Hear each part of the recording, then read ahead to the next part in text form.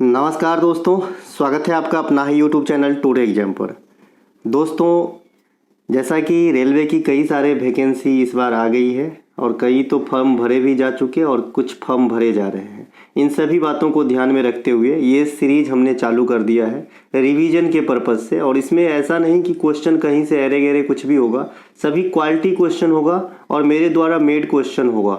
ठीक है भाई, तो आपको फ़ायदा ही फ़ायदा करेगा। अगर आप लोगों ने सपोर्ट किया तो इसे हम रेगुलर बनाए रखेंगे। इसके अलावा एनटीपीसी के लिए एक पर्टिकुलर जो है हम सीरीज लेकर के आने वाले हैं। इसकी सूचना हम आपको जल्द ही देंगे, फिलहाल अभी तो नहीं, अभी लगेगा 4-5 दिन, लेकिन हम जल्द ही लेकर के आएंगे। चलिए शुरू करते हैं आज का ये क्लास। एक एक बात बच्चा नोट करेंगे, जो बात आपके लिए पहली बार आप सुन रहे हो, क्योंकि इस क्लास में मैं कोई भी इधर की बात नहीं करता। स्टार्ट होने के बाद अंत तक सिर्फ पढ़ाए और सिर्फ पढ़ाए। ठीक है, चलिए शुरू करते हैं दादा, है ना। अगर जैसा कि आप जानते होंगे टुडे एग्जाम के ई बुक का कमाल एसएससी के कई सारे एग्जाम में रिजल्ट और एग्जाम होने के बाद, है ना, तो आप लोग ले सकते हैं। ये ई बुक है, ये आप व्हाट्सअप नंबर है ये वाला, इस पे आप व्हाट्सअप मैसेज के थ्रू प्राप्त कर सकते हैं, या डिस्क्रिप्शन में लिंक भी दिया गया है, लिंक क्लिक करके आप बाय कर सकते हैं, है ना। एक बार बाय करके देख सकते हैं, पछताएंगे नहीं, ये तो मेरी 100% गारंटी है। और कितना फ़ायदा होता है ये दुनिया जानता है। चलिए शुरू करते हैं आज का ये पहला प्रश्न है भैया कि पड़ोसी देश मालदीव किस वर्ष में सल्तनत व्यवस्था से एक राष्ट्रपति व्यवस्था वाली सरकार बनी थी। देखिए, जो मालदीव है ना, ये पहले क्या होता था कि सल्तनत जैसे व्यवस्था था वहाँ पे, फिर बाद में मालदीव में 1968 में यहाँ पे राष्ट्रपति सरकार जैसे जो है व्यवस्था होने लगी। तब से लेकर आज तक मालदीव में जो है राष्ट्राध्यक्ष की चुनाव होता है, अर्थात प्रेसिडेंट की चुनाव होती है। ठीक है मेरे भाई, तो यहाँ पे राइट आंसर क्या हो जाएगा, 1968 आंसर हो रहा है। अब हम मालदीव को समझेंगे सर। देखिए, मालदीव जो है, मालदीव कहाँ गया भैया, ये है मालदीव। मालदीव जो है ये एशियाई देशों में, जितने भी एशियाई कंट्री है ना, इसमें सबसे छोटू है। ये क्या है भाई, सबसे छोटू है एशियाई देशों में। इनका जो एरिया है ये 300 वर्ग किलोमीटर से भी कम है ना, 300 वर्ग किलोमीटर से भी कम है मालदीव की एरिया। ठीक है, मालदीव में आपसे पूछा जाता है सर कि कौन सी भाषा बोली जाती है, तो मालदीव में आप दिवेही भाषा बोलते हो, मालदीव में आप इंग्लिश भाषा भी बोलते हो। चूँकि पर्यटन का केंद्र है, लोग भी अपना अच्छा समय स्पेंड करने जाते हैं, तो यहाँ पे अंग्रेजी भाषा का भी बोलचाल है।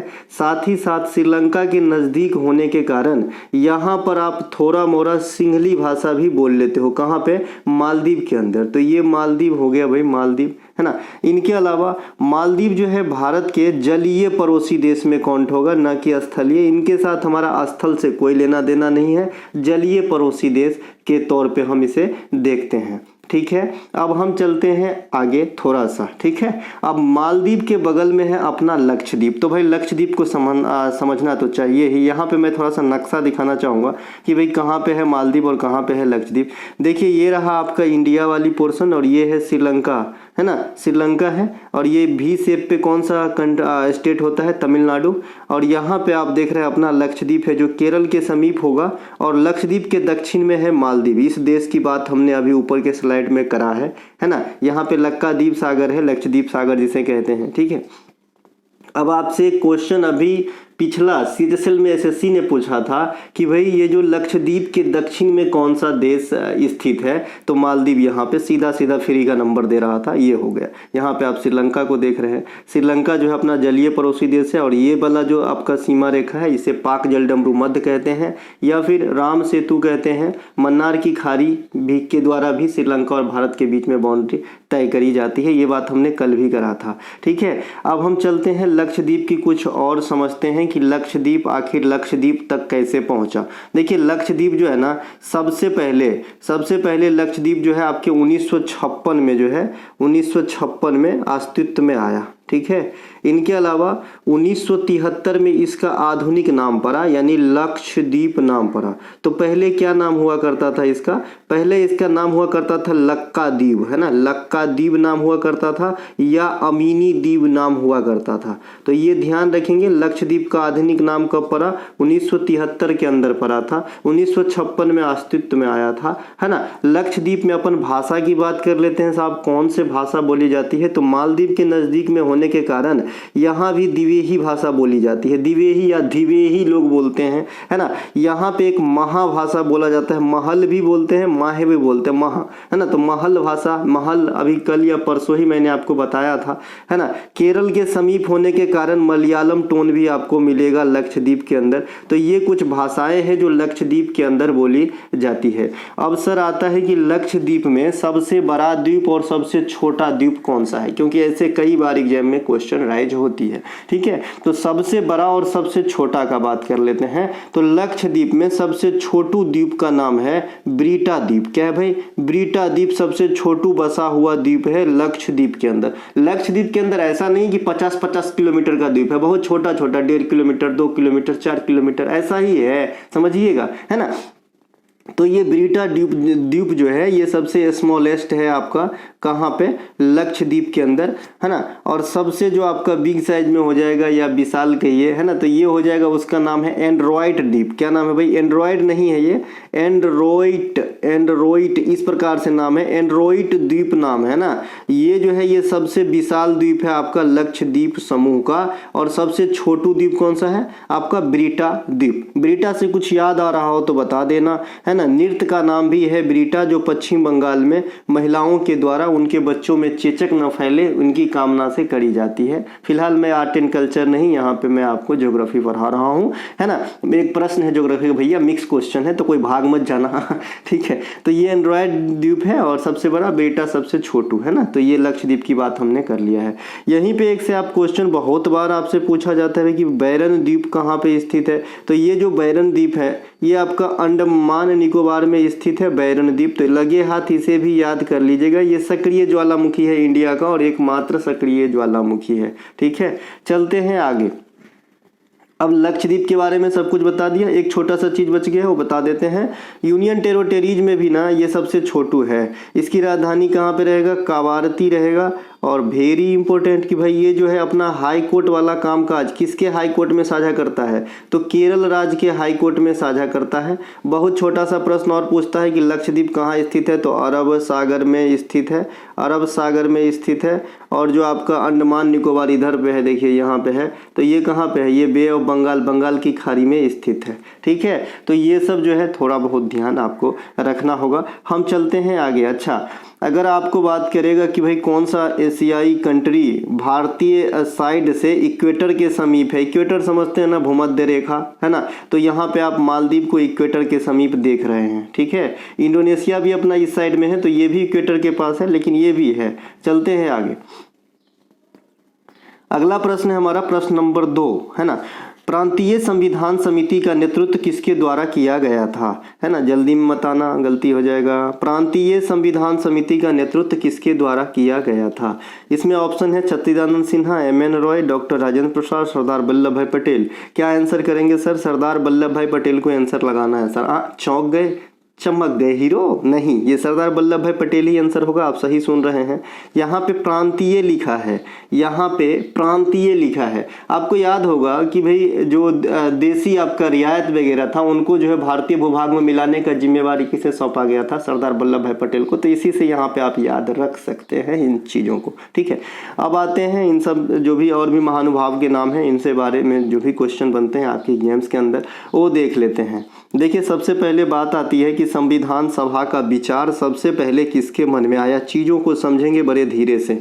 सबसे पहले संविधान सभा का विचार किसके मन में आया? तो संविधान सभा का विचार, पहले विचार आएगा तब ना कोनो चीज़ बनेगा हो। तो सबसे पहले विचार आया था संविधान सभा के लिए एम.एन. रॉय के मन में, है ना। एम.एन. राय नाम है इनका, राव नहीं, राय, है ना। तो इनके मन में सबसे पहले संविधान सभा का विचार आ गया, ठीक है सर, विचार आ गया, ठीक है भैया। अब संविधान सभा का जो गठन होने वाली है इनके लिए कौन सा प्लान या मिशन आया है? तो कैबिनेट मिशन आया है, ठीक है भाई। अब इनसे पूछा जाता है कि कैबिनेट मिशन में कितने सदस्य होते हैं सर? तो 3 सदस्य होते हैं। ए.बी. एलेक्जेंडर नाम है इसका, लॉर्ड पैथिक लॉरेंस नाम है इसका, है ना। इसके अलावा जो है आपका स्टोफर्ट क्रिप्स नाम है इसका, क्रिप्स, है ना। तो ये 3 गो आदमी जो था ये आपका संविधान सभा के सदस्य थे, सॉरी कैबिनेट मिशन के सदस्य थे, जो भावी संविधान के निर्माण करने के लिए गठन करा गया था। अब देखिए आपका विचार हो गया, संविधान गठन करने वाली संस्था आ गई कैबिनेट मिशन, और इनके 3 सदस्य आ गए। ये कब आती है सर? 1946 के अंदर आती है। और एक आपका साइमन कमीशन से भी इस प्रकार के क्वेश्चन पूछा जाता है कि कब आता है साइमन कमीशन। तो साइमन कमीशन इंडिया में 1928 में आता है, लेकिन बनकर तैयार हुआ था 1927 में। ठीक है, तो ये साइमन कमीशन के बारे में थोड़ा सा अलग से चर्चा यहाँ पे, इसे भूल जाइए, अब इसे आता है, इस पे फोकस करते हैं।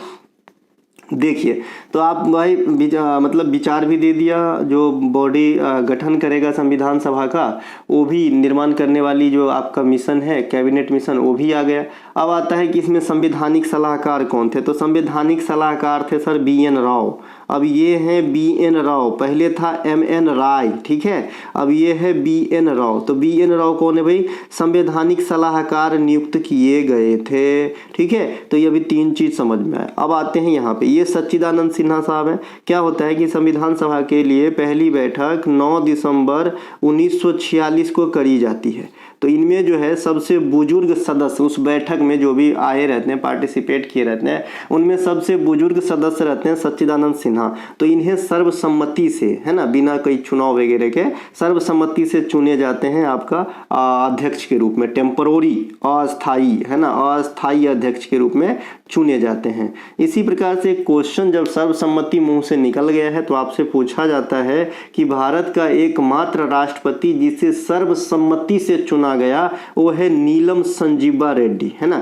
नीलम संजीवा रेड्डी जो है इन्हें सर्वसम्मति से चुना गया था, यानी निर्विरोध चुना गया जाने वाला राष्ट्रपति साहब थे इंडिया के। तो ये सच्चिदानंद सिन्हा की बात हो गई, MN राय को पहले ही बता दिए, है ना। डॉक्टर राजेंद्र प्रसाद साहब क्या होते हैं कि संविधान सभा की अगला बैठक 2 दिन के बाद होता है, 1 दिन गैप लेने के बाद। तो 11 दिसंबर 1946 को होती है। और उस दिन क्या होती है सर कि अभी जो अस्थाई सदस्य मतलब अध्यक्ष को चुना गया था सच्चिदानंद सिन्हा के रूप में, इन्हें अब परमानेंट करने की जरूरत है। तो राजेंद्र प्रसाद साहब को परमानेंट अध्यक्ष के तौर पे चुन लिया जाता है। समझ में आया? इनके अलावा राजेंद्र प्रसाद साहब से मैंने कल या परसों एक क्वेश्चन बताया था कि जब त्रिपुरी अधिवेशन में कांग्रेस में हलचल आई थी 1939 के दौरान, जब नेताजी इस्तीफा दे दिए थे कांग्रेस से, तो जो मतलब अध्यक्षता थे आफ्टर हलचल वो कौन किए थे? तो राजेंद्र प्रसाद साहब ही किए थे, त्रिपुरी अधिवेशन की अध्यक्षता सुभाष चंद्र बोस साहब के इस्तीफा देने के बाद, ठीक है। इनके अलावा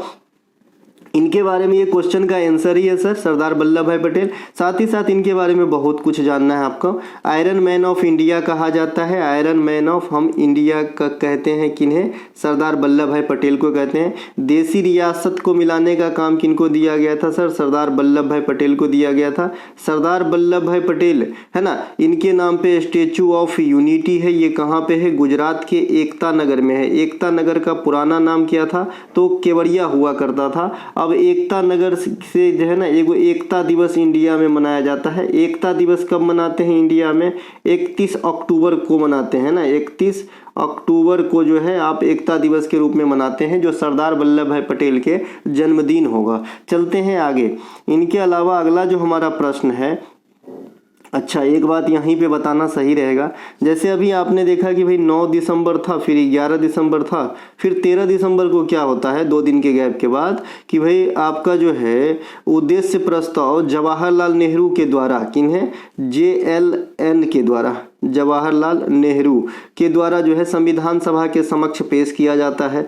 लेकिन आपसे पूछा जाता है साहब कि उद्देश्य प्रस्ताव कब जो है पारित किया गया था? देखिए पेश तो लोग याद रख लिए कि भाई जो है 9, 11, 13 कर लेंगे, है ना, लेकिन ये जो पारित है, जो स्वीकृति कह सकते हैं कि कब मिला था, तो इसे मिला था 22 जनवरी 1947 को। हाँ सही सुन रहे हैं, 22 जनवरी 1947 को मिला था, ठीक है। चलते हैं आगे हम। अब अगला प्रश्न है भाई, गुरु गोविंद सिंह के खालसा पंथ के याद में अपन कौन सा त्योहार मनाते हैं? जो भी सिख धर्म से मतलब ताल्लुकात रखते हैं मनाते हैं। तो गुरु गोविंद सिंह के जो खालसा पंथ है, सबसे पहले इसकी बात कर लेते हैं सर। खालसा पंथ की स्थापना 1699 में गुरु गोविंद सिंह के द्वारा किया गया था। गुरु गोविंद सिंह ना सिख धर्म में 10th गुरु हुए। इनका जन्म पटना साहिब में हुआ था। कहाँ पे? पटना साहिब एक स्टेशन है गुलजार बाग के पास, पटना से आगे, है ना, तो पटना साहिब में। और इनकी समाधि जो है ये नांदेड़ महाराष्ट्र के अंदर है। तो ये दोनों बात आपको ध्यान रखेंगे। गुरु गोविंद सिंह के पिता का नाम गुरु तेग बहादुर, है ना, गुरु तेग बहादुर। तेग बहादुर नगर जो है मुंबई में एक स्टेशन भी है, जीबीटी नगर है, गुरु तेग बहादुर नगर, ठीक है। ये तेग बहादुर थे। और इनके माता की नाम बात करेंगे ना तो गुजरी नाम थे, है ना, गुजरी देवी या गुजरी इनकी माता का नाम, गुरु गोविंद सिंह के माता का नाम। तो गुरु गोविंद सिंह के माता पिता, इनके द्वारा स्थापित संस्था, मतलब जो आपका खालसा पंथ है, और इनके जन्म और समाधि की बात हमने कर लियो है। अब देखो इसी प्रकार से जो ये खालसा पंथ है ना, इनके याद में अपन त्योहार मनाते हैं बैसाखी। जो बैसाखी त्योहार है ना, ये नव वर्ष के रूप में मनाया जाता है। कहाँ पर? पंजाब के अंदर मनाया जाता है। कहाँ पर? पंजाब के अंदर मनाया जाता है। कहाँ पे? पंजाब के अंदर मनाया जाता है, या हरियाणा के अंदर भी मनाते हैं, कहने का मतलब है सिख धर्म के लोग मनाते हैं, ठीक है। अब यहाँ पे आ जाते हैं। ये लोहड़ी त्योहार जो है ये मकर संक्रांति के समय पंजाब और हरियाणा में, है ना, मकर संक्रांति के समय मनाया जाता है लोहड़ी। एक आग जलती रहती है, उसके सामने, जैसे मकर संक्रांति नहीं मनाते क्या, वैसे ही मकर संक्रांति के इंडिया में अलग अलग नाम है, आप सभी को पता है। हिमाचल प्रदेश में चले जाएंगे माघ साजी कहा जाएगा, केरल में मकर बिलक्कू कहा जाता है, यहाँ पे पोंगल, तमिलनाडु के अंदर पोंगल कहा जाता है, उत्तर प्रदेश के अंदर खिचड़ी कहा जाता है ना, बिहार के अंदर मकर संक्रांति ही कहा जाता है, असम वगैरह के अंदर पौष संक्रांति कहा जाता है, गुजरात के अंदर उत्तरायण कहा जाता है। तो ये सब आपको ध्यान रखना होगा, काम बनती रहेगी, है ना बेटा। पढ़ने को जब एक बार मन में ठान ही लिया ना कि नौकरी करनी है, तो आगे पीछे क्यों, है ना, क्योंकि हमने भाई इसमें पूरा टाइम खर्च करना है, भाई पूरा टाइम खर्च हो रहा है, पिताजी की कमाई जा रही है, अपनी एज जा रही है ना, तो क्यों ना लग के इसे समाप्त कर लिया जाए, है ना। मैंने उस परिस्थिति में भी सिर्फ यही सोचता था कि ये ठीका जैसे काम है, हम जितना जल्दी कर लेंगे ना उतना जल्दी हमारे लिए बेहतर रहेगा, है ना। ऐसा नहीं कि नाप तोल के पढ़ रहे हैं, आज 4 पेज पढ़ लिया बहुत हो गया आज के लिए ऐसा नहीं। मन करे तो पूरा किताब पढ़ो, मन न करे ना आराम से सो, ठीक है। क्योंकि मैंने ऐसा फील किया है कि जब बच्चे एक आध दिन नहीं पढ़ते हैं ना, जब मैं नहीं पढ़ता था एक आध दिन तो बड़े मन में तकलीफ होता, मैं और सोता था 1-2 दिन, उसके बाद फिर पूरी तरीके से पढ़ता था, क्योंकि होता था कि यार पिछले 3-4 दिन मैंने बहुत बर्बाद कर दिया, है ना। तो भैया पढ़िए मन से, है ना। यही कहूँगा आप लोगों के से जो है 1000 सिलेक्शन का हमने ये लिया है कि भाई दिलाना है तो दिलाना है, 1000 सिलेक्शन करवाना है तो करवाना है, चाहे इसके लिए दिन रात जो भी कर रहा हूँ करना पड़े तो करेंगे। चलिए ये हो गया भैया, है ना, गुरु गोविंद सिंह बता दिए थे। अब लोहड़ी हो गया आपका, बैसाखी हो गया। होला मोहल्ला भी एक त्यौहार है जो पंजाब में होली के समय मनाया जाता है। पंजाब में नाम से स्पष्ट है होला, ये होली के समय मनाया जाता है। होली रंगों का त्यौहार और दिवाली प्रकाश का त्यौहार, ये भी कभी कभी एग्जाम में पूछ देता है, छोटू बात, है ना। बैसाखी हो। अच्छा, गुरु पर्व जो है ये गुरु नानक देव के जो है जन्मदिन पे मनाया जाता है, गुरु नानक साहब के जन्मदिन पे। गुरु नानक साहब सिख धर्म के फाउंडर हैं, यानी फर्स्ट गुरु हैं। गुरु नानक साहब के माता पिता का नाम भी पूछा जाता है, तो गुरु नानक साहब के माता का नाम जो था तृप्ता और पिता का नाम मेहता कालू, है ना, मेहता कालू नाम था ना। तो ये भी इनको ध्यान रखेंगे, यहाँ से भी आपकी काम बनती है। यहाँ से एक क्वेश्चन पूछा जाता है कि जो आपका हरमंदिर साहब हैं, है ना, जो आपका सिख धर्म के सबसे जो पवित्र स्थलों में से एक आपका स्वर्ण मंदिर जो अमृतसर के अंदर है, उनके निर्माण किसने करवाया था। तो मैंने कई बार बताया है कि जो चौथा गुरु थे और जो 5वां गुरु थे। चौथा गुरु हुए गुरु रामदास, जिन्होंने सिख धर्म के लिए जो ये मंदिर है उनके लिए भूमि वगैरह लौट करवाए, तो नींव रखने का काम किए। और 5वां गुरु हुए गुरु अर्जन देव, तो इन्होंने जो है बनवाए थे, है ना, अर्जन देव, तो इन्हें ध्यान रख लेंगे। तो ये सिख धर्म से संबंधित, बाद बाकी सिख धर्म के जो भी हैं और भी इम्पोर्टेंट बातें, गुरु ग्रंथ साहिब ये जो भी होते हैं, ये सब इनको ध्यान रख लेंगे, काम होगी। चलते हैं हम आगे। अगला प्रश्न है 5 नंबर। इनमें से किस प्रतिष्ठित लेखक को जर्मन शांति पुरस्कार 2023 से सम्मानित किया गया। हाल फिलहाल में ये जो आपका सलमान रुश्दी सर हैं, इनको बहुत सारे प्राइज दिए गए हैं 1-1.5 साल के अंदर, तो इनको जरूर ध्यान रखिएगा। और ये टॉप पिक है किताब लेखकों में, तो इनका नाम आपके एग्जाम में देखे जा सकते हैं, ठीक है। देखिए सलमान रुश्दी साहब की बहुत सारी किताब हैं जो आप जानते होंगे। इसका आंसर सलमान रुश्दी साहब है, इसीलिए टिक लगा दिया हूँ, तो आंसर कर लीजिएगा बी। अब आते हैं सलमान रुश्दी साहब के किताब को समझते हैं कि कौन कौन से जो है इनके एग्जाम में ज़्यादा पूछे जाते हैं। वैसे तो है ना 25 से 50 किताब लिखी इन्होंने, बड़े बड़े वो भी, लेकिन जो पूछे जाते हैं वो लिमिट में ही है। सबसे पहले पूछा जाता है इनका पहला उपन्यास, तो आप क्या कहते हो, ग्रैमस। ग्रैमस जो है इनके पहले उपन्यास का नाम था। इनके किताब में पूछे जाते हैं सर मिडनाइट चिल्ड्रेन, है ना, मिडनाइट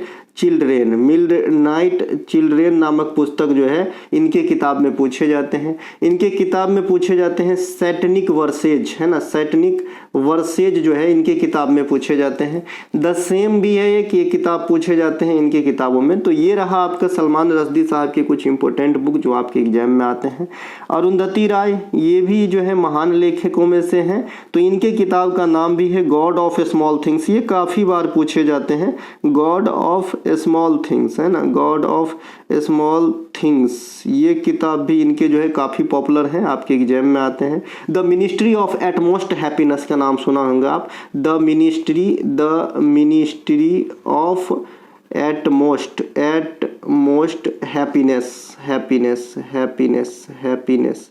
ये किताब भी आपके एग्जाम में पूछे जाते हैं, अरुंधति राय के द्वारा लिखा गया है। इसके बाद झुम्पा लाहिड़ी के दुइये को किताब पूछा जाता है। एक नेमसेक पूछा जाता है, इंटरप्रेटर ऑफ मेलोडीज पूछा जाता है, और एक और पूछा जाता है, देखिए अभी याद नहीं आ रहा है, वो किताब भी बहुत ज़्यादा पूछा जाता है झुम्पा लाहिड़ी का, इंटरप्रेटर ऑफ मेलोडीज, नेमसेक और अनअकस्टमेट अर्थ इस प्रकार से है ना, क्या UNACC है ना, इसके अब USTOMED, अनअकस्टमेट अर्थ। देखिए मेरा थोड़ा प्रोनाउंस यहाँ पे अटक रहा है, इसीलिए इसको आप जो पढ़ना है UNACC USTOMED, अनअकस्टमेट अर्थ इस प्रकार से है। तो ये झुम्पा लाहिड़ी का ही किताब है, तो इन्हें भी ध्यान रख लेंगे। इनके अलावा किरण देसाई की किताब में जो है ना सबसे ज़्यादा पूछा जाता है द इनहेरिटेंस ऑफ लॉस, है ना, एक ही किताब इनके ज़्यादा पूछे जाते हैं, द इनहेरिटेंस ऑफ लॉस, तो इन्हें भी ध्यान रख लेंगे। ठीक है, चलते हैं हम आगे। अच्छा, किरण देसाई के साथ साथ एगो अनीता देसाई भी है। अनीता देसाई की एक किताब पूछे जाते हैं, कौन सा, फीस्टिंग फास्टिंग, तो उन्हें भी ध्यान रख लेंगे। हम चल देते हैं आगे भाई, है ना। देखिए अगला प्रश्न है, प्रश्न नंबर 6 है, एमिनो एसिड के मुख्य तत्व कौन कौन से होते हैं।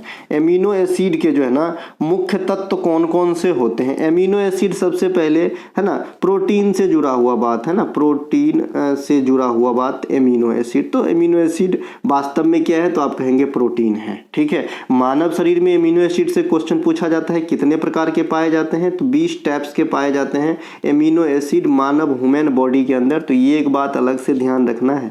देखिए एमिनो एसिड का जो मुख्य घटक है यह है कार्बन, हाइड्रोजन, ऑक्सीजन और नाइट्रोजन। अन्य वाले ऑप्शन देखेंगे तो आप ऐसे ही छांट देंगे। हम बोरॉन को क्या करेंगे भाई, बोरॉन ये कोई काम का नहीं है हमारे लिए, तो है ना। इसके अलावा जो यहाँ पे हीलियम है ये भी हमारे लिए ज़्यादातर काम के नहीं है। क्लोरीन भी हमारे ज़्यादातर काम की नहीं है। ये जो है भौतिक दुनिया में काम के लिए है, लेकिन जो है शरीर के लिए नहीं, है ना। भौतिक दुनिया में क्लोरीन के बहुत सारे इस्तेमाल होते हैं, रंग वगैरह उड़ाने में भी होते हैं, जल शोधन में भी होते हैं, है ना। तो ऐसे ही आप ऑप्शन में छांट देंगे तो आपका जो है, और हीलियम का तो बड़ा उपयोग है भाई, वायुयान के टायर में भी भरते हैं। हीलियम का गोताखोर सांस लेने के लिए भी इस्तेमाल करते हैं, बाहरी दुनिया में करते हैं, है ना। तो आपका ऑप्शन नंबर ए आपका सुटेबल बैठ रहा है, सुटेबल नंबर आंसर हो जाएगा। कार्बन, हाइड्रोजन, ऑक्सीजन और नाइट्रोजन जो है एमिनो एसिड के मुख्य घटक होते हैं। कल हो के अगर आपसे कोई पूछे कि भाई डीएनए में जो है नाइट्रोजनी बेस क्या क्या होते हैं, मैंने ये पहले भी चर्च कर रखा है, क्योंकि अच्छे एग्जाम में ये क्वेश्चन पूछे जाते हैं कि भाई डीएनए में नाइट्रोजनी बेस क्या क्या होते हैं। डीएनए के फॉन्ड कौन किए, डीएनए के डबल हेलिक्स मॉडल किसने दिया, डीएनए का संश्लेषण किसने किया, डीएनए क्या होता है, डीएनए का फुल फॉर्म क्या होता है, सभी मैंने पेड वाली जो पीडीएफ बैच है उसमें मैंने आपको पढ़ा रखा है। आई होप आप लोग जो बच्चे मुझे देखते हैं और रेगुलर देखते हैं नौकरी होने तक, तो आपको याद होगा। ठीक है, तो ये डीएनए में क्या क्या रहता है भाई, आपको पता होगा डीएनए में क्या क्या रहता है। एडेनिन, क्या रहता है, एडेनिन। इसके अलावा क्या रहता है, साइटोनिन, क्या रहता है भाई, साइटोनिन। गुआनिन रहता है, गुआनिन रहता है, और थाइमिन रहता है। ये किसके घटक हैं, ये हैं आपके डीएनए के घटक, एडेनिन, साइटोनिन, गुआनिन, थाइमिन, है ना, ये है डीएनए के घटक। अगर हम इसी चीज को आरएनए में खोजे तो क्या क्या मिलेगा हमें, तो भाई यहाँ पे ये तीनों तो मिलेंगे, एडेनिन, गुआनिन, साइटोनिन, लेकिन ये थाइमिन की जगह जो है क्या आ जाएगा, कोई बच्चा थाइमिन की जगह क्या आ जाता है, यूरेसिल आ जाता है। क्या आ जाता है भाई, यूरेसिल आ जाता है। यही एक डिफरेंस है इन अगर तत्वों की बात करें तो। ये तीनों तो पाए जाते हैं लेकिन थाइमिन आपका आरएनए के अंदर नहीं होता है। बाद में कि डीएनए को अपन डायऑक्सी राइबो न्यूक्लिक एसिड कहते हैं, आरएनए को सीधा सीधा राइबो न्यूक्लिक एसिड कह करके आगे निकल जाते हैं। ये डीएनए क्या होता है, ये डीएनए जो है आपका जानकारी स्टोर करने वाला है ना। डीएनए कहाँ पे पाया जाता है, केंद्रक में पाया जाता है ना, केंद्रक में पाया जाता है। लेकिन डीएनए केंद्रक के अलावा और कहाँ पे पाया जाता है, माइटोकॉन्ड्रिया के अंदर पाया जाता है। माइटोकॉन्ड्रिया के अंदर पाया जाता है डीएनए। ठीक है, डीएनए कहाँ कहाँ पाया जाता है ये भी आपके एग्जाम में पूछे जाते हैं। चलते हैं आगे। एक बच्चा पूछ रहा है एसएससी का प्रैक्टिस सेट कब आएगा। कल आएगा भाई, सेट नंबर 27 आ जाएंगे कल। आपके एमटीएस के एग्जाम से पहले ही ख़त्म हो जाएगी 30 क्लास। उसके बाद हमको एनटीपीसी पे लगना है ना। उसके बाद और कुछ सोचे हैं आप लोगों के लिए, बहुत कुछ सोचे रे, बस साथ दे और साहब बनो, है ना। देखिए, प्रतिवर्ष विश्व मरुस्थलीकरण तथा सूखा रोकथाम दिवस कब मनाया जाता है। अभी देखिए ये चर्च में है तो इसे जरूर ध्यान रखिएगा। वैसे भी ये पर्यावरण जागरूकता वाली बात है तो आपको ये क्वेश्चन एग्जाम में देखने को मिल सकती है। तो मरुस्थलीकरण और सूखा रोकथाम दिवस अपन मनाते हैं 17 जून को। कब मनाते हैं सर, 17 जून को मनाते हैं, तो इसे ध्यान रख लेंगे, है ना। इसके अलावा 5 जून को क्या मनाते हैं, ये तो डायरेक्ट सीधे सीधे पर्यावरण दिवस मनाते हैं। तो पर्यावरण दिवस मनाते हैं अपन 5 जून को। ठीक है, इस बार जो 2024 में पर्यावरण दिवस मनाया गया ना, उनका थीम ही इस दिवस से मिलता जुलता है, इसीलिए मैंने ये क्वेश्चन रखा है। आप जानते हैं कि 90% क्वेश्चन क्रिएट ही करता हूँ, भले आइडिया प्रीवियस ईयर या फिर पूछे गए क्वेश्चन से ही लेता हूँ, लेकिन बनाता खुद का हूँ। ठीक है, तो ये जो है क्वेश्चन बनाया है ना। तो भाई ये जो पर्यावरण दिवस 2024 में मनाया गया है ना, इसके क्या है, भूमि पुनर्स्थापना, मरुस्थलीकरण और सूखा से निपटारा, ऐसा थीम रखा गया है। भूमि की बहाली या पुनर्स्थापना करके, और जो सूखा है और मरुस्थलीकरण है इनकी जो है निपटारा मतलब रोकथाम, इस प्रकार से जो है इनका थीम रखा गया था। यहीं से मैंने ये वाला क्वेश्चन क्रिएट करा है। ठीक है, इसके अलावा 8 जून को क्या मनाते हैं, विश्व महासागर दिवस मनाते हैं। विश्व महासागर दिवस मनाते हैं। 2024 में जो विश्व महासागर दिवस मनाया गया है, नई गहराई को जगाओ, इस प्रकार का थीम रखा गया है। नई गहराई को जगाओ, नई गहराई को जगाओ, इस प्रकार से जो है थीम रखा गया है महासागर दिवस 2024 का। 29 जून जो आप देख रहे हैं, ये राष्ट्रीय सांख्यिकी दिवस मनाया जाता है सर। सांख्यिकी दिवस मनाया जाता है। और सांख्यिकी दिवस किसके जन्मदिन पे मनाया जाता है, महान अर्थशास्त्री पीसी महालनोबिस के नाम पे मनाया जाता है। पीसी महालनोबिस के मॉडल पे सेकेंड 5 ईयर प्लान आपका जो है लाया गया था। सेकेंड 5 ईयर प्लान की अवधि क्या रही होगी, 1956 से 61 के दरमियान हुआ होगा। ठीक है, तो ये ध्यान रख लेंगे। हम चलते हैं आगे, अगले प्रश्न की तरफ चलते हैं। अगला प्रश्न है हमारा, दामित्री मेंडेलीव की आवर्त सारणी में कुल कितने तत्वों को शामिल किया गया था। देखिए, दामित्री मेंडेलीव की आवर्त सारणी में टोटल तत्व थे 63। कितने थे, टोटल तत्व थे 63, इसे भी ध्यान रख लेंगे। अच्छा, रेलवे का एग्जाम है ना, 2 चीज़ और यहाँ पिछला क्वेश्चन से ध्यान रख लीजिएगा, है ना, जो याद आएगा बताऊंगा, है ना। आप ये जरूर याद रख लीजिएगा कि जो ये यूएनओ है ना, यूएनओ है ना, संयुक्त राष्ट्र संघ, तो इनके द्वारा 2023, 24 और 25 में कौन कौन से वर्ष नियुक्त किए गए, मतलब घोषित किए गए, है ना। तो ये आपके काम बनाएंगे, 2 नंबर दे के जाएंगे एग्जाम में। 23 के लिए था भाई बाजरा वर्ष, अंतर्राष्ट्रीय बाजरा वर्ष था। 24 के लिए क्या था, कैमलिड या फिर ऊंट कह सकते हैं, है ना, कैमलिड्स या ऊंट कह सकते हैं। और 25 के लिए दिया गया है क्वांटम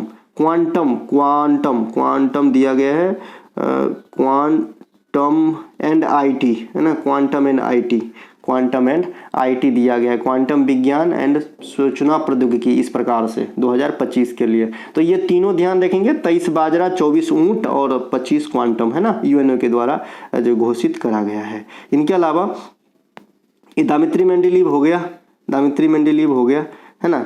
ये आपका जो है नहीं हुआ। तो ये 63 तत्व था दामेदी मेंडलीव वाला आवर्त सारणी में।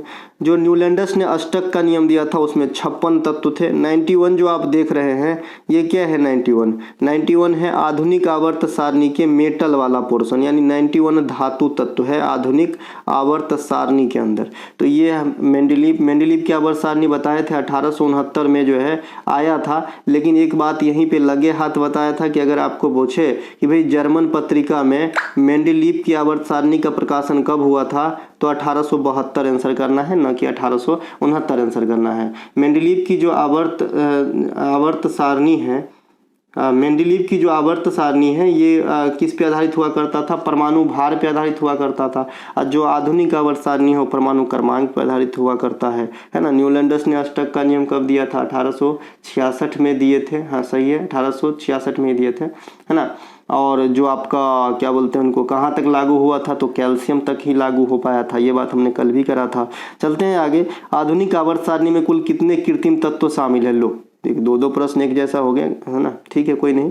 आधुनिक आवर्त सारणी में कुल कितने कृत्रिम तत्व है, तो आधुनिक आवर्त सारणी में जो है आपका 24 कृत्रिम तत्व है। जो सिंथेटिक तत्व है ना ये आपका कितने हैं, 24 है। जो नेचुरल वाला है कितना है, 94 है। टोटल मेटल कितने हैं, 91 है। टोटल अधातु नन मेटल कितने हैं, तो ये आपका जो है नन मेटल कितने हैं, तो 20 है ना। तो इस प्रकार से ध्यान रख लेंगे। और उपधातु कितने हैं, तो 7 है। इसका कहने का मतलब है कि 118 तत्व है टोटल, है ना। इसको 3 भागों में बांटते हैं, 91 20 7, है ना। ये 91 मेटल है, 20 नन मेटल है और 7 उपधातु है। अब इनको अगर ओवरऑल नेचुरल और सिंथेटिक में बांटे ना तो 94 और 24 होगा। इन दोनों को जोड़ेंगे 4 4 8 2 2 11 118 हो जाएगा। 24 को कृत्रिम है और आपका जो है 94 गो नेचुरल है। अगर गैसीय तत्व कहेगा कितना है, तो बताए हैं पहले 11 गो होगा, है ना। 11 गो गैसीय तत्व है आधुनिक आवर्त सारणी के अंदर। बाद बाकी आधुनिक आवर्त सारणी को पूरा वर्ग को याद करवा दिया हूँ, किसे कौन से ब्लॉक कहते हैं, है ना। एक छोटा सा क्लास लेके आऊँगा जो रेलवे का हॉट टॉपिक रहता है, इलेक्ट्रॉनिक विन्यास लिखना। वैसे मैं पहले भी पढ़ा चुका हूँ। इलेक्ट्रॉनिक विन्यास लिखना, ऑक्सीकरण संख्या डिसाइड करना, ये दोनों काफ़ी हॉट टॉपिक रहते हैं। और एक दर्पण लेंस इमेज वाला जो आपका न्यूमेरिकल बनता है वो भी रहता है हॉट टॉपिक, वो भी मैं पहले पढ़ा चुका हूँ। लेकिन फिर भी पुराने वीडियो देखेंगे कहाँ आप, हैं आप तो चलिए ई बुक PDF आपको चाहिए एकदम आज प्रकाशित हुआ ना वही देखने का है, पुराना तो देखने का ही नहीं है। चलिए, भारतीय राष्ट्रीय महासागर सूचना सेवा केंद्र कहाँ स्थित है, ये हैदराबाद के अंदर स्थित है। भारतीय राष्ट्रीय महासागर सूचना सेवा केंद्र, ठीक है, ये हैदराबाद में है। बंगलुरु में क्या है भाई, सिलिकॉन वैली है। क्या है, सिलिकॉन वैली। और ओरिजिनल सिलिकॉन वैली बताए थे ना, कैलिफोर्निया के अंदर है, अमेरिका के अंदर है। देहरादून में क्या है, भारतीय वन सर्वेक्षण का मुख्यालय है। भारतीय वन सर्वेक्षण का मुख्यालय है। और दिल्ली में कई सारे चीज़ है ना। दिल्ली में आपका आएंगे तो कुतुब मीनार होगा, हुमायूं का मकबरा होगा, लौह स्तंभ होगा, लोटस टेम्पल होगा, लाल किला होगा, ये सब दिल्ली के अंदर है ना। हम चलते हैं आगे। इनके अलावा आप केंद्रीय सांख्यिकी संगठन का मुख्यालय होगा दिल्ली के अंदर। दिल्ली के अंदर जो है बहुत कुछ है भाई। और दिल्ली में मुख्यमंत्री बदलने वाला है क्या, कल सुन रहे थे कुछ ऐसा। इनके अलावा उच्च तापमान एवं प्रचुर वर्षा वाले उष्णकटिबंधीय वन क्षेत्र में किस प्रकार की मिट्टी पाए जाने की संभावना होती है, बातों को समझेंगे। यहाँ पे कह रहा है कि प्रचुर वर्षा वाले सेक्टर में आपको कैसा मिट्टी देखने को मिलेगा, तो पतक से लपक लेंगे आपकी भाई कौन सा होगा, तो लेटेराइट होगा। क्यों होगा लेटेराइट, है ना। आइए क्यों होगा समझते हैं। कपासी मिट्टी बताए थे कि इसका निर्माण कैसे होता है, तो ये ज्वालामुखी क्रिया के परिणाम स्वरूप जो आपका लावा जमता है ना, वो लावा जब जमने के बाद इसका क्षरण होती है ना, तब आपकी काली मिट्टी का निर्माण होती है। और काली मिट्टी को अपन कपासी मिट्टी भी कहते हैं, रेगूर मिट्टी भी कहते हैं। इसमें कपास की खेती अच्छा होती है ना, कपास की खेती अच्छा होती है। तो ये रहा काली मिट्टी, ज्वालामुखी क्रिया के परिणाम स्वरूप, या फिर इसे चट्टानी फॉर्म में नाम देंगे तो आप कहेंगे बेसाल्ट चट्टान, या फिर आग्नेयी चट्टान के क्षरण से जो है काली मिट्टी का निर्माण होती है ना। इनके अलावा जो आपका ये जलोढ़ मिट्टी है, ये जलोढ़ मिट्टी क्या है, नदियों द्वारा अपर्दन या अपर्दित पदार्थ से निर्मित मिट्टी को अपन क्या कहते हैं, जलोढ़ मिट्टी कहते हैं, है ना। जो भी मैदानी इलाका है वहाँ पे जलोढ़ मिट्टी ज़्यादा होता है। जलोढ़ मिट्टी दो प्रकार के होते हैं, खादर और बांगर होते हैं। देखिए ये नदी का मिनरल समझ लीजिएगा कि यहाँ से यहाँ तक पड़ा, और ये वाला पोर्शन में पिछले साल आया था लेकिन इस साल नहीं आया, तो जो इस साल इस वाले पोर्शन में जो नदी का नया मिनरल्स नहीं आ पाया, तो ये वाले मिट्टी तो है भाई, लेकिन नया नहीं है, थोड़ा पुराना है, तो जो पुराना रहेगा उसे हम बांगर जलोढ़ मिट्टी कहते हैं, और जो ये नया वाला जलोढ़ मिट्टी अभी लाया है नदी बहाकर, इसे हम खादर कहते हैं। ठीक है, तो खादर और बांगर जलोढ़ मिट्टी होता है, इसे भी आप अपन ध्यान रख लेंगे। बाद बाकी लाल मिट्टी में एक ही चीज़ आपसे पूछता है कि इसमें क्या पाया जाता है, तो आयरन ऑक्साइड पाया जाता है, Fe2O3 आयरन ऑक्साइड पाए जाते हैं, है ना। इनके अलावा आपसे इनके परसेंटेज डिमांड करता है कि कौन से कितने परसेंटेज है इंडिया के अंदर, तो सबसे ज़्यादा है सर आपका जलोढ़ मिट्टी। जलोढ़ मिट्टी इंडिया में 44% के करीब है। दूसरे स्थान पे है लाल मिट्टी जो आपके 18% के करीब है। तीसरे स्थान पे है आपका काली मिट्टी, और फिर नीचे नीचे आ जाएंगे, है ना। तो 1 2 3 जरूर याद रखना है। मिट्टी के अध्ययन को पेडोलॉजी कहा जाता है, इन्हें भी ध्यान रखेंगे, पेडोलॉजी कहा जाता है। सोइल के जो है साइंटिफिक जो है अध्ययन है उनका, है ना। इनके अलावा बिना मिट्टी के पौधे का संवर्धन हाइड्रोपोनिक्स कहलाता है। हाइड्रोपोनिक्स कहलाता है अपन बिना मिट्टी के पौधे का संवर्धन। लेकिन मैं इसमें बताया हूँ कि भाई इसमें शीशम का पेड़ नहीं होगा, नहीं तो कोई बच्चा बहुत ज़्यादा इंटेलिजेंट बोले भाई शीशम का पेड़ बिना मिट्टी का लगा दे, तो लगेगा तो, लेकिन वो पेड़ आकृति में नहीं रहेगा, है ना। क्योंकि जो हाइड्रोपोनिक्स वाला जो खेती होता है ना, वो क्या होता है कि साग सब्जी के लिए होता है। किस प्रकार से पाइप आपका जो है पात्र होते हैं स्टील और या फिर कोई चीज़ का, ऐसे कटा हुआ होता है। इसमें क्या होता है, वाटर सप्लाई जाती रहती है, एक साइड से वाटर सप्लाई जाएगा और ऐसा सीरीज बनी होती है कि यही वाटर घूम के बार बार इसमें जाता रहता है। ठीक है, और इसी में आपका पौधा ऐसे लगा दिया जाता है, घास का, ब्रोकली वगैरह का, है ना। तो इसमें क्या होता है, पौधे की जड़ पानी में झूलता रहता है और उसी पानी में मिनरल्स वगैरह रहते हैं, उसी से अपनी पोषण प्राप्त करता है, और मिट्टी का इसमें कोई नामो निशान नहीं होता है। ठीक है, इसे हाइड्रोपोनिक्स कहता है। तो कोई आम का पेड़ मत लगा देना यहाँ पे, है ना, दिक्कत में हो जाएगा, वो कंटेनर में टूट जाएगा। ठीक है, इसके अलावा यहाँ पे मिट्टी हो गई। अब हम आते हैं 14 नंबर क्वेश्चन है कि आईसीसी T20 वर्ल्ड कप 2024 के समय भारतीय टीम के मुख्य कोच कौन थे। ठीक है, तो ये राहुल द्रविड़ आंसर होगा, कोई गौतम गंभीर आंसर मत लगा देना। ठीक है, क्योंकि जीतने के बाद राहुल द्रविड़ साहब जो है यहाँ पे जो है गौतम गंभीर साहब जीतने के बाद कोच बने हैं, पहले राहुल द्रविड़ साहब जिता दिए हैं। ठीक है, तो ये बात जरूर अपन ध्यान रख के चलेंगे, तभी काम बनेंगे, है ना।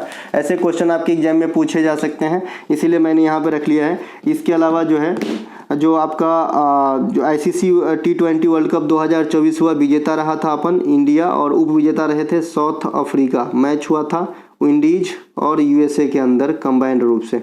इनमें जो आपका मुख्य अतिथि कहिए या फिर जो भी कहिए, इनमें जो 3-4 आदमी का सिलेक्शन हुआ था। एक आपका युवराज सिंह था, ब्रांड एम्बेसडर कह सकते हैं, युवराज सिंह था। उसेन बोल्ट धावक जमैका वाला।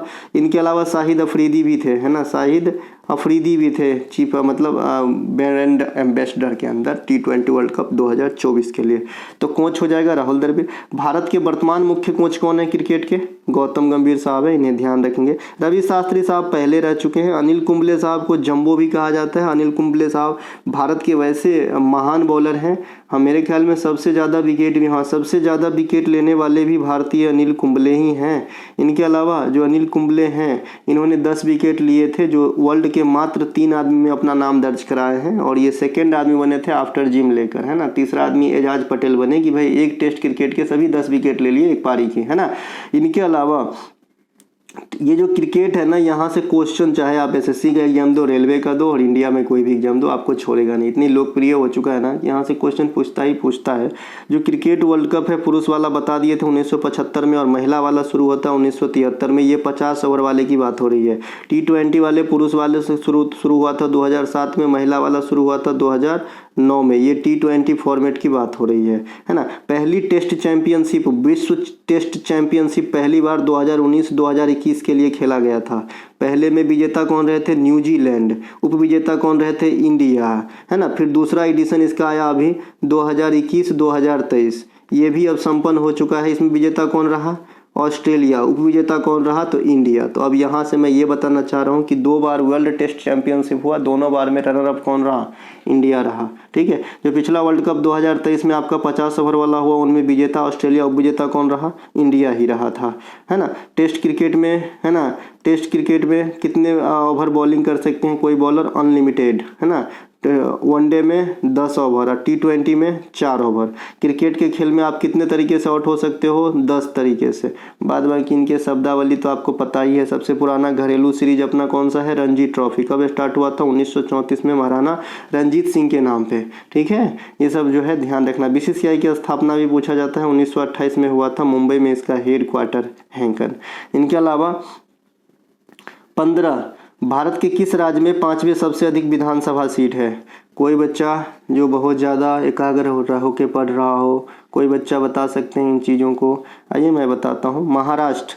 देखिए, सबसे अधिक विधानसभा सीट है उत्तर प्रदेश का। कितना है सर?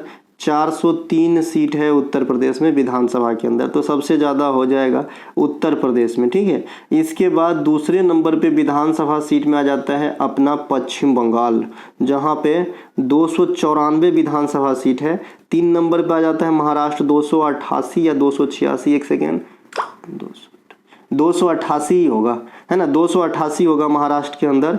इसे देखेंगे, हाँ सही है, 288 ही होगा महाराष्ट्र के अंदर, 294 पश्चिम बंगाल के अंदर। बिहार के अंदर आ जाता है चौथे स्थान पे। बिहार के स्थान पे आ जाता है, बिहार के जो अंदर है ये आ जाता है आपका चौथे स्थान पे, 243 सीट आ जाता है। और 239 सीट आ जाता है आपके 239 नहीं रे, 234 आ जाता है तमिलनाडु में। तो इस हिसाब से अपन कर लेंगे कि इनमें सबसे छोटू कौन होगा। तो भारत के किस राज्य में 5वें सबसे अधिक विधानसभा है? तो पहले नंबर पे आपका उत्तर प्रदेश, दूसरा में पश्चिम बंगाल, तीसरा में महाराष्ट्र, चौथा में आपका बिहार और 5वां में आपका तमिलनाडु। तो राइट आंसर कौन सा होता है? तमिलनाडु। सेम अगर अपन बात करें लोकसभा सीट की, तो लोकसभा सीट का गणित भी कुछ ऐसा ही है, लेकिन थोड़ा सा डिफरेंस है साहब। लोकसभा सबसे अधिक सीट 80 सीट जो है अपन कहाँ पे है? उत्तर प्रदेश में है। दूसरे स्थान पे लोकसभा में सबसे ज़्यादा सीट जो है ना, ये है आपका महाराष्ट्र का 48, है ना, ये है आपका महाराष्ट्र का 48, है ना, दूसरे स्थान पे। और विधानसभा में तीसरे स्थान पे है महाराष्ट्र, है ना, आफ्टर पश्चिम बंगाल। समझ में आया कि नहीं आया?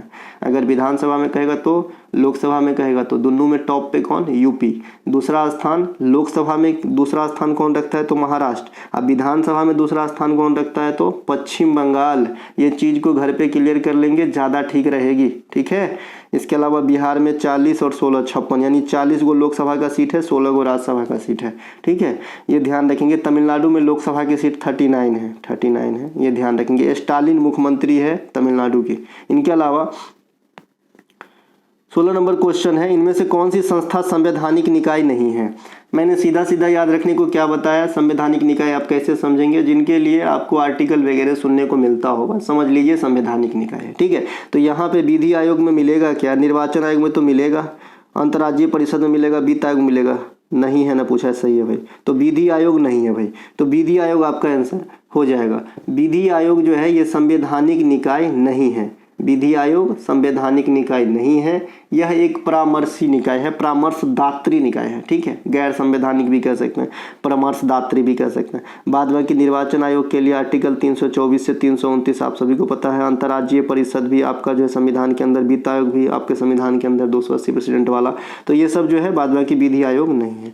और भी कुछ आएंगे तो जो राष्ट्रीय मानव अधिकार आयोग है, ये भी आपका संवैधानिक आयोग नहीं है। राष्ट्रीय मानव अधिकार आयोग का जो है स्थापना भी पूछा जाता है, तो मानवाधिकार आयोग का जो आपका स्थापना हुआ था, ये हुआ था 1993 के अंदर, और इसी से 1 साल पहले कर लेंगे तो जो है राष्ट्रीय महिला आयोग का स्थापना हो जाएगा। तो महिला आयोग का जो स्थापना हुआ था ना, ये आपका 92 के अंदर हुआ था, 92 के अंदर हुआ था, और आपका मानवाधिकार आयोग का 93 के अंदर हुआ था। तो ये दोनों 92 93 आप याद रख सकते हैं, आराम से याद हो जाएगी, कोई दिक्कत नहीं है। ठीक है, इसके अलावा और भी अगर संवैधानिक निकाय की बात करेंगे तो जो भी जनजाति जाति आयोग होता है वो सभी संवैधानिक आयोग होता है, क्योंकि उनके लिए आर्टिकल्स आप पढ़ते हैं। ठीक है, चलते हैं आगे।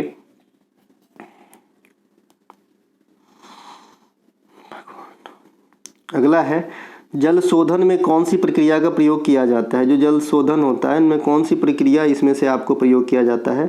एक तो होता है ऑस्मोसिस, एक होता है रिवर्स ऑस्मोसिस। तो रिवर्स ऑस्मोसिस की प्रक्रिया करी जाती है जल शोधन के लिए।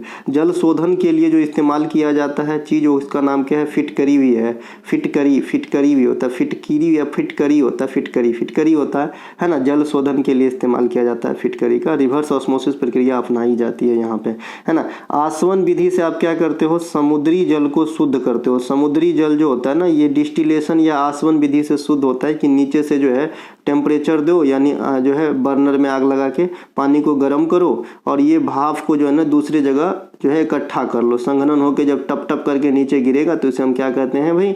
आसवन प्रक्रिया कहते हैं, ठीक है। तो जो समुद्री जल है ना वो आसवन प्रक्रिया से शुद्ध होती है।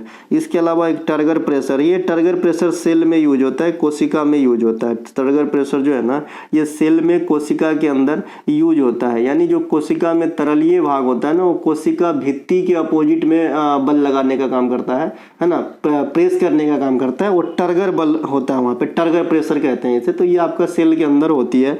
इसके अलावा ये जो है बता ही दिए थे, ये चारों ऑप्शन खत्म हो गया, है ना। हम चलते हैं आगे। इनके अलावा अच्छा, एक ऊर्ध्वपातन भी काफ़ी बार पूछा जाता है, जो कपूर वगैरह डायरेक्ट उड़ जाता है, यानी ठोस से सीधे गैस, ऊर्ध्वपातन। इसके अलावा ठोस वस्तु किस प्रक्रिया से गर्म होती है? चालन। द्रव और गैस किस प्रक्रिया से गर्म होती है? संवहन। ये भी आपके एग्जाम में पूछे जाते हैं। अगला है टोपरा अभिलेख किस सल्तनतकालीन शासक ने उठाकर दिल्ली मंगवाया था? तो ये भाई फिरोज तुगलक। ये फिरोज तुगलक जो है टोपरा और मेरठ अभिलेख जो है दिल्ली ले आया था। मेरठ और टोपरा, मेरठ तो नाम से स्पष्ट है कि भाई उत्तर प्रदेश के अंदर है ना। ये टोपरा कहाँ पे है? कोई बच्चा जिनको नॉलेज हो, है ना, ये टोपरा है आपका हरियाणा के अंदर, हरियाणा के अंदर। ये पानीपत शहर कहाँ पे है? आप लोग मुझे, है ना, कमेंट कीजिएगा ये पानीपत कहाँ पे है, पानीपत कहाँ पे है। अभी आपने देखा मुंह से निकल गया था भाई कलनौर कहाँ पे है, आपके एग्जाम में आ गए थे, है ना। तो भाई जो है ये ध्यान रखेंगे, है ना। तो पानीपत शहर कहाँ पे है? कमेंट कीजिएगा। कलनौर निकल गया है, फिर से बता दूं, ये कलनौर इसलिए पूछा जाता है क्योंकि अकबर ने यहाँ पे राज्याभिषेक करवाया था। ये पंजाब के अंदर है सर, है ना, ये पंजाब के अंदर है। जालियांवाला बाग कहाँ पे है? अमृतसर पंजाब के अंदर है, ये बात भी ध्यान रखेंगे। तो मेरठ और टोपरा अभिलेख जो अशोक से संबंधित होता था, फिरोज शाह तुगलक ने उसे उठाकर दिल्ली ले गया। इनके अलावा फिरोज शाह तुगलक को और अपन एक्स्ट्रा काम में कहाँ पे जोड़ सकते हैं? तो कुतुबुद्दीन ऐबक के द्वारा नींव रखा गया कुतुब मीनार की ऊपरी पोर्शन बनाने के लिए इनका नाम हम जोड़ सकते हैं, है ना। ये जो है कुतुब मीनार को ना ऊपर का वाला जो है फ्लोर बनवाया था फिरोज शाह तुगलक, इन्हें भी ध्यान रखेंगे। देखिए फिरोज शाह तुगलक को और हम क्या जानते हैं? नहर निर्माण करवाने के लिए जानते हैं, वो भी बड़े पैमाने पे। छोटा पैमाने पे तो गयासुद्दीन, एक सेकेंड, हाँ, गयासुद्दीन तुगलक ने करवाया था छोटा पैमाने पे, यानी स्टार्टअप गयासुद्दीन तुगलक ने किया था, लेकिन बड़े पैमाने पे फिरोज शाह तुगलक ने करा था। अलाउद्दीन खिलजी को अपन किस लिए जानते हैं? बाजार नियंत्रण प्रणाली, अस्थाई सेना के लिए जानते हैं, सीरी का किला बनाने के लिए जानते हैं, है ना, मलिक काफूर को रखने के लिए जानते हैं, सिकंदर सानी कहलावाने के लिए जानते हैं। तो ये सब अलाउद्दीन खिलजी को जानते हैं ये वाली सीरी में, ठीक है। कुतुबुद्दीन ऐबक को किस लिए जानते हैं? लाख बख्श के लिए जानते हैं। घोड़ा से गिर के चौगान खेलते समय मरने के लिए जानते हैं। दिल्ली सल्तनत को फाउंड करने या ममलूक इलवारी या गुलाम वंश को फाउंड करने के लिए जानते हैं। कुतुब मीनार को नींव रखने के लिए जानते हैं। ये सब किसे जानते हैं भैया? कुतुबुद्दीन ऐबक को जानते हैं, ठीक है। तो ये तुगलक वंश के फाउंडर ही तो जो है आपका गयासुद्दीन तुगलक है, और सबसे पहले नहर निर्माण इन्होंने ही करवाया था। तो ये चारों आदमी हो गए। हम चलते हैं आगे। अगला है हमारा राष्ट्रीय वायु गुणवत्ता सूचकांक को कितने घटक के आधार पर निर्धारित किया जाता है? जो अपन राष्ट्रीय वायु गुणवत्ता सूचकांक जो एयर क्वालिटी इंडेक्स जारी करते हैं, तो उसमें कितने घटक को शामिल किया जाता है? कितने घटक की सघनता को मापा जाता है कि भाई तुम ज्यादा हो तो इसका मतलब तुम खराब हो, ठीक है। तो ये है भाई 8, कहाँ गया? ये 8 है, इसका आंसर 8 हो जाएगा। इसमें कुछ महत्वपूर्ण घटक जैसे आपका सल्फर डाइऑक्साइड हो जाएगा, नाइट्रोजन डाइऑक्साइड हो जाएगा, यही दोनों तो जिम्मेवार है किसके लिए?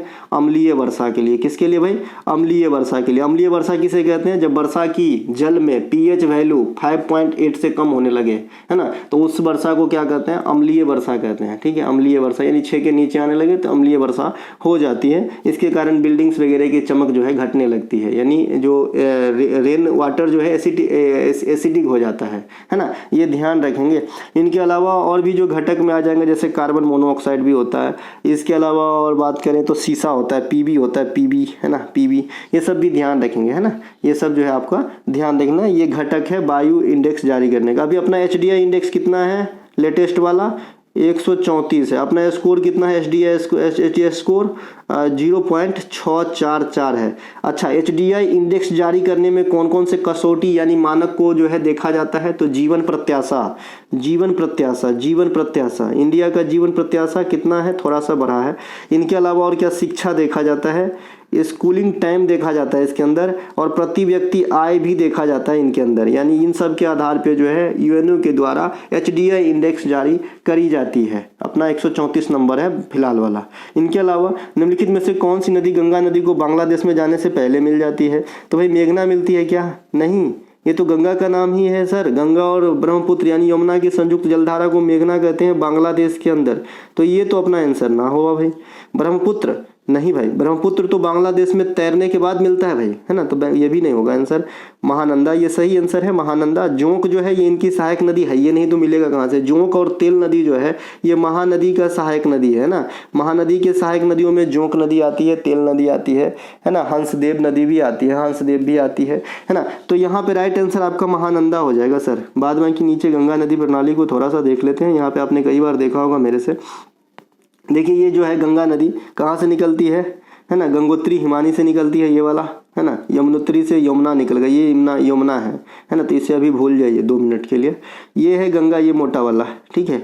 अब ये गंगा जो है देवप्रयाग में आके मिल जाती है आपका अलकनंदा और भागीरथी से, वहाँ से गंगा कहलाती है ना। ये वाला इसमें नहीं दिखाया गया। राम गंगा इनका पहला सहायक नदी है इंडिया के अंदर, जो उत्तर के दिशा से आके जो जिम कॉर्बेट नेशनल पार्क है उनके बीच बीच बहता है ये, इसीलिए जो जिम कॉर्बेट नेशनल पार्क है उनका नाम भी अब रामगंगा कर दिया गया है। और इंडिया में इनका लास्ट जो नदी है ना सहायक नदी, ये उत्तर की तरफ से महानंदा है। इसके बाद ये फुटकर यानी हुगली बनने के बाद, हुगली एक जलधारा, दूसरा जलधारा जो है बांग्लादेश में चला जाता है। तो यहाँ पे देखिए महानंदा मिलने के बाद अब ये जो है यहाँ से आप दिख रहा होगा, ये काला वाला पोर्शन इंडिया का पार्ट है, यहाँ से भागता है बांग्लादेश के अंदर, जहाँ पे ये पद्मा कहलाता है। तो यही था गंगा। बाद बाकी गंगा की सबसे बड़ी सहायक नदी आपका जो है यमुना है। यही जो यमुनोत्री हिमानी जो आपका इलाहाबाद प्रयागराज में मिलेगा, ये सबसे बड़ी सहायक नदी है गंगा का। बाद में कि यहाँ पे रामगंगा, गोमती, गंडक, कोसी, घाघरा, ये सब गंगा की सहायक नदियों में से है। गंगा से एक क्वेश्चन पूछा जाता है, सोन जो है गंगा का सेकेंड सबसे बड़ी सहायक नदी है यमुना के बाद। और ये आपका बिहार के आरा के पास जो है मिलता है, आरा और पटना के बीच में मिलता है ना, आरा और पटना के बीच में मिलता है। ये कहाँ पे मिलता है, गंगा दक्षिण दिशा से मिलता है, गंगा में मिल जाती है, ठीक है। इनके अलावा गंगा की टोटल लंबाई पूछा जाता है, 25-25 किलोमीटर होता है। गंगा इंडिया का राष्ट्रीय नदी है। गंगा डॉल्फिन अभी रिसर्च सेंटर पटना में खुला गया है। ये सब बात आपको ध्यान रखना है। तो दोस्तों ये थे आज के जो है प्रैक्टिस सेट सेशन। अगर आप लोग इसे सपोर्ट करेंगे तो ये हम देखते हैं तो नियमित लेके आ सकते हैं। मिलेंगे अगले वीडियो में, तब तक के लिए जय हिंद। जल्दी NTPC की कोर्स की जो है मतलब पेड वाली आपकी जल्द आने वाली है। कोई बच्चा चौंकेगा नहीं, पेड हमारा उतना ही रहता है भाई, 49 रुपया, उससे ज़्यादा हम नहीं रखते हैं, है ना। चलिए शुरू करते हैं, मतलब मिलते हैं अगले वीडियो में। अगर आपको चाहिए हमारा कंटेंट वगैरह तो डिस्क्रिप्शन में लिंक है, लिंक क्लिक करके आप प्राप्त कर सकते हैं, बाय कर सकते हैं व्हाट्सअप मैसेज के जरिए। जय हिंद दोस्तों।